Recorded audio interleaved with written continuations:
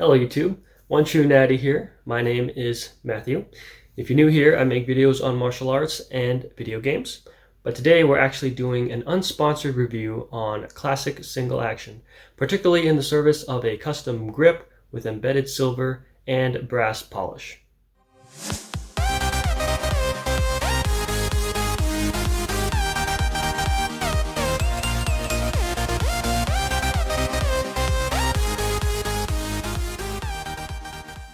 So my reason for pursuing this project was that I originally wanted a gun very similar to the man with no name in the Fistful of Dollars and a Few Dollars More movie.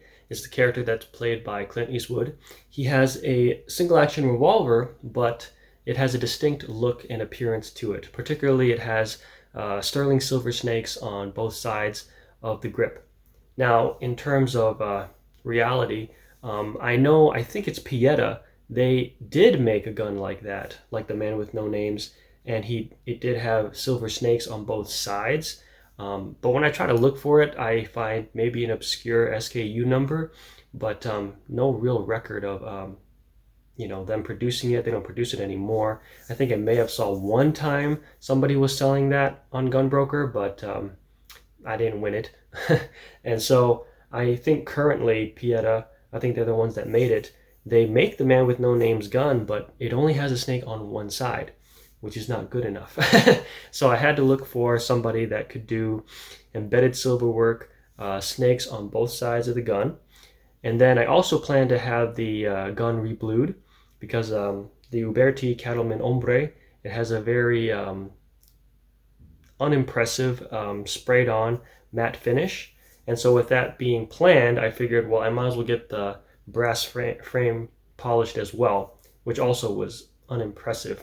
The level of polish comes unimpressive from Uberti, which of course the Cattleman Ombre is their, low-end utility model. That's just the way that it was meant to be. So right off the bat, I'm looking for somebody that can do custom silver work within the grip, and then also to do brass polishing as well. And I did end up getting a different set of grips. I was looking at the grips on the Classic Single Action website, and the one that caught my attention was the Bloodwood grip. So I figured, okay, let me just get all of this together, the custom grip, the silver, the brass polish, and then the reblue, all done in one setting. I would also like to mention that with the grips, the custom grips, Classic Single Action does offer it in both the one-piece or the two-piece grip. So the one-piece grip is something that you'll see, it's kind of like this. It just comes in one piece. There's no middle screw that's drilled out to put two pieces together. And the one that I went with was one piece like this, because I felt that if I did two-piece, well then you've kind of got that screw hole that kind of throws off the aesthetics of the sterling silver snakes. So after writing down, organizing everything that I wanted, what I was looking for, I went ahead and sent a couple emails to Mr. Perkins. He is the one-man operation that runs everything in Classic Single Action. We talked for a bit what I was looking for. We agreed, and then I was put on the waiting list. And that was on June 23rd, 2020. A little over 2 years ago, I guess. Yeah. So that's what happened there. And then at about a year and 7 months, I received the call to go ahead and send off my firearm, send off my Cattleman Ombre for the custom work. And I sent that off on January 6th. January 6th, 2022 is when I went ahead and sent that off. Now it was worked on for about a total of 5 months. That's when I got the call to pay off the other half of the invoice. So when you send the gun off and he begins work, you pay half of the total invoice. And then when he's done with the work, he'll send the gun back after you pay the other half, or the rest remaining balance of the invoice. So I got that call in June 7th, 2022. I sent off the check. Once I sent off the check, he's cashed it, then he go ahead and sent the gun back to me. Now the firearm ended up being returned on June 17, 2022. But this was done through FedEx, and I'm sure other mailers do this, but I hate how, in my experience, FedEx, they'll do this thing where they will say, oh, your package is coming in anywhere from end of day. And I've seen it to where they will, come super early and then maybe knock once and then just leave. And then just leave, and then good luck trying to catch it the next day. You know what I mean? You're trying to catch them. I feel like that's annoying. I didn't want to deal with that. And so what I had done instead was that on the FedEx, after they miss your delivery, in my opinion, they try to miss your delivery, you can go ahead and have it picked up at a location instead. So you just tell them, hey, I don't play games with you. Just leave it at a location. I'll go get it on my own time. And so that's what I did. I could have sat at home all day waiting for a package, but I got stuff to do. I got YouTube to do, so I ain't doing that. So after they missed the first time, I just had them drop it off at a FedEx location, and then I would go pick it up myself. So I could have gotten the gun on June 17, 2022, but I didn't want to play cat and mouse. I told them to leave it at a place, a drop-off location near me, and I actually picked up the gun on June 22nd, 2022. Now, I could have picked up the firearm on June 20th, but with the price of gas, I really don't like doing a 15-minute trip for one thing. I like to group them things together. That way I don't have to lose so much money in fuel. And on the 22nd, a couple things had to happen. First, I had to pick up my best friend's old Xbox One because he got the new Xbox One, so he doesn't need his anymore. And I also had to pick up my youngest brother's graphics card that he bought from Best Buy. And so I like to just group those three things together, got them all taken care of, drive home, everything is perfect. Now my stock grips were actually forgotten in the original shipment back. I did inquire about that to Mr. Perkins. He said he'd send it off on Monday. It actually ended up being the week after that Monday, so I guess another week from where it should have been. And it was really just work, Again, he's a one-man operation. I'm not too upset about it. Accidents happen, but it's no big deal. He got it sent off. I got it back. Obviously, it wasn't a big deal at all. So they were sent out on July 11. I'm sorry. They were sent out on July 11, and I got them on July 15th. Basically, that Friday of that week. Now for the one thing you guys are all really here for, right? So this is my gun that's come back. As I said, it was the original Uberti Cattleman Hombre, and it's got the changes that I'm looking for. Now, I know there's one thing that's glaring, but hold on. Let's talk about what was done. So, first of all, the Bloodwood grips, you'll see here, they are a shade lighter than the original Uberti Cattleman Hombre grips. And these Bloodwood grips, and this is the competition shape as well. I can't really tell holding them together, but I know that this gun is just it's more filling in the hand than it was with this grip. This grip was a little thinner, I feel like. This was more filling in the hand. Of course, that might be the gorgeous sterling silver snakes on both sides. And the Bloodwood grips competition, they came out to be about $145, I believe, was the cost for that. And then the sterling silver snake rattlesnakes, these were actually, I think, $390. So divide by 2. So 190, 195, 195, 2, 380, 390. Yeah, 195. 195 for one snake. So I got 2. So obviously that's going to be 390. It really does look like the sterling silver snakes on Clint Eastwood's gun. I gotta watch the Fistful of Dollars movies more, but it really does look like this was the exact snake design. And then finally we have the high-ish polish on the brass. So if you look at a Cattleman Hombre, the brass is very dull. It's very dulled, and it's just not nice to look at. And so you'll see here that the brass is much nicer, much shinier than it was in its stock configuration. And the cost for that could range from $40 to $125. And it really just depends on how bad the polishing was in the beginning. If they didn't bother with it at all. And I think mine actually came out to be $55. So that's kind of the low end of that $45 to or 140 to 125. And then also, you also do pay for the return shipping, and the return shipping was $30. Now, Mr. Perkins also offers a shaved down cylinder pin. So, for these Ubertis, they kind of have two notches. There's that first notch that's just normal, and then they have that second notch where it goes in deeper. It actually blocks the hammering pin, blocks the firing pin from hitting from going through and hitting the primer on the gun. Mr. Perkins offers a free shaved down cylinder pin, and what that means is that the cylinder pin is shaved down to the point where even the second notch, it will not allow the gun to fire, essentially, because it's too short. It doesn't block the hammer at all.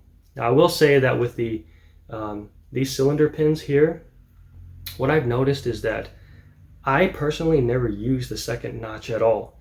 I like it. I like the fact that Uberti does that, because when you import guns from other countries outside the US, they have to have this obscure, unnecessary safety, and that's how Uberti goes through it. And I like that. It's very different from the Rough Rider. The Rough Rider, it has that manual safety, and I don't even use that myself. I just treat it like a cowboy gun. So, and of course it ruins the aesthetics. It looks terrible. It looks disgusting. So I don't mind, but I would say that the shaved down cylinder pin, the service is nice. It's nice to be offered by Mr. Perkins, but I just feel like the second safety notch is useless. There have been plenty of times where I try to use the second safety cylinder notch, and it gets stuck. It gets stuck, and you have a hard time pushing it out unless you go from behind it and then push something on that end. And I noticed that too when I tested this earlier in the second cylinder notch. I had trouble taking it out. So in my opinion, I don't even use the second cylinder notch. If you do, then I guess that's fine for you. But I think most modern cowboys, they'll just switch it out with a Colt pin. So probably not a concern for you. Now, along with your package, you do get this letter here, and it has a couple things. So it has a letter of authenticity, which is pretty cool. It has your so it's got your order thing, right? It's got your things that you ordered. So the Bloodwood competition grip on the Uberti, the standard snake inlay, and then of course the brass polish, which came up to $55, and then $30 for shipping. So that is correct. And then you get this, it's a letter of authenticity. It's kind of cool, actually. So I'll read it to you. Sterling silver rattlesnake grips. The silver work for these grips was produced employing the techniques used in the 1800s. The sterling silver snakes were made using the lost wax process. The waxes were heated at 130 degrees and formed over the completed grips in order to have perfectly contoured inlays. The snakes were then cast in 100% new sterling silver, sanded, fine polished, and inlaid entirely by hand. What you're holding in your hand was created and produced by a single craftsman with a degree of skill and attention to detail that's very rare in today's world. You can admire and enjoy this piece with pride and confidence as you now own one of the finest pieces of custom grip work available. Enclosed, you'll find a small polishing cloth to keep your sterling silver snakes looking new. These Bloodwood grips and snakes were made for me, Uberti Revolver, and it was completed on June 10th, 2022. So that's kind of cool. That's pretty neat. This is the polishing cloth here that the letter talked about. So that helps take care of the sterling silver snakes. Take care of our snakes right there. Oh, there you go. There you go. That's pretty neat. Very cool. Very cool. Letter of authenticity and polishing cloth. All right, so now let's talk about the bluing. So originally I did send it off to get reblued, this top part receiver, which it isn't, as you can tell. And the reason why was it was going to go through a third party. So there's me, there's Mr. Perkins, and then there's another person that would do the reblue after he had completed the work on the lower end of the gun. Then the receiver would go to get reblued. And what had happened in that year and a half was that I guess some people had called, because they were probably doing what I was doing essentially, and they were like checking too often. You know what I mean? Like they just kept calling and seeing where it's at. For me, I don't know if I'm just a patient person, but when I sent it off, I didn't say anything. I was like, here you go. and that's it. You know, I understand that custom work is, first of all, it's very rare if you see it, and people still offer it, and that takes a high degree of finesse, you know, a really high degree of finesse, and it's not something you want to bother, you know, like I'm perfectly fine. I've done that. Anytime I do custom work, I just send it off and then I let them do their thing. I don't say anything. I don't call. I mean, I called one time to make sure that the check cleared because I was in the middle of changing banks, and because the bank that I had, they were closing down.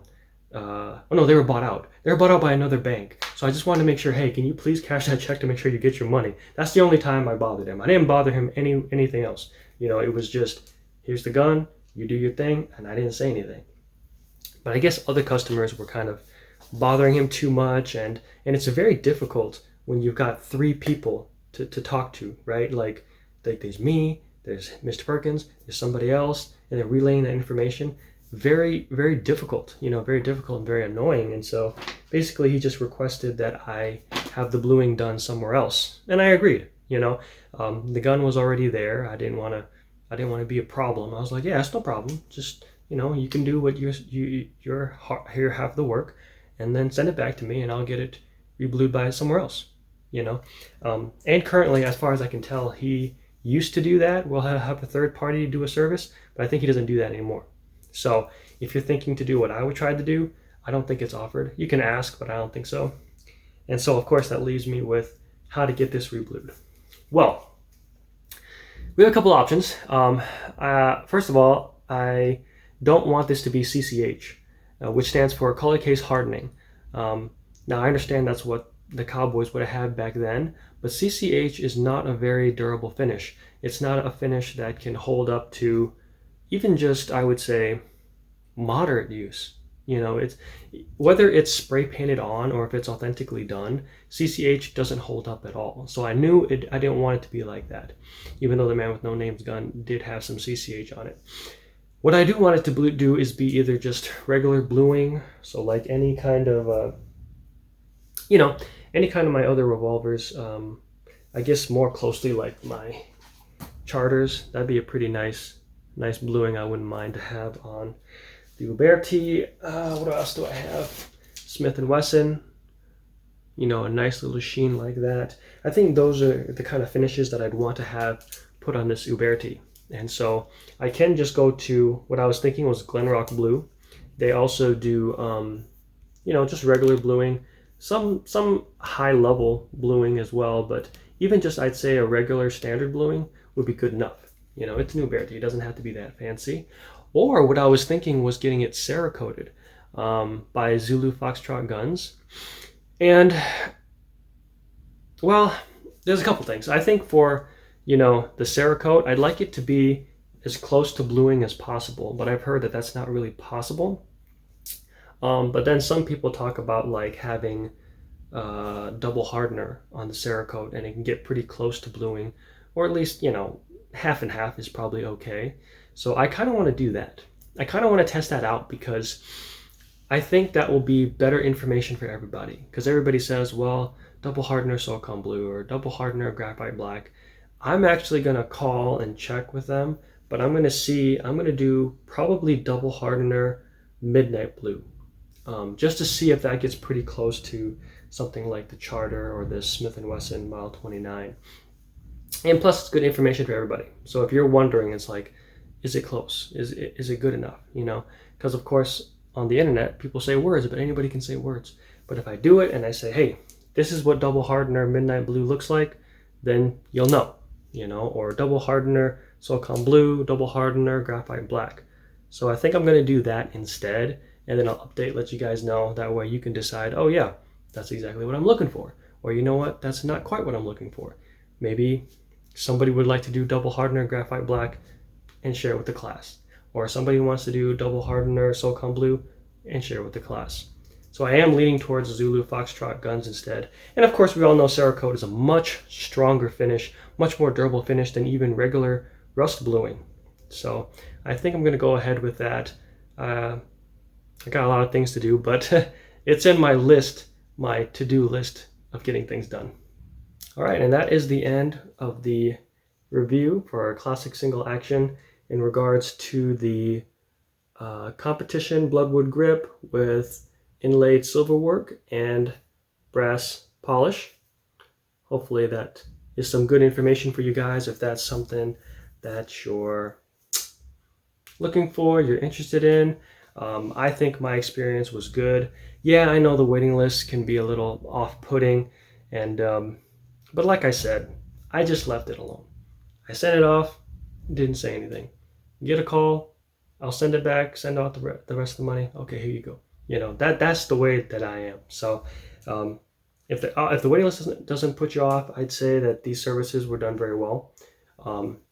Price-wise, I mean, originally I was going to pay $1,000, so it didn't sound so bad to me at all. I'd say the overall experience was probably, I'd say about a 9 out of 10. And that's not to be like, you know, I mean, what's really 10 out of 10? Like, you know, something out of this world. But I'd still say it's pretty good. If you're looking for custom grips, competition grip, silver work for sure. I mean, the silver work, I don't think you can find anybody compares to that. It's really, truly fantastic. Brass polish, good. All good, good. Hope you guys enjoyed the video. Thank you for watching. You have a nice day now, okay? Bye. You learned martial arts! Martial arts, good!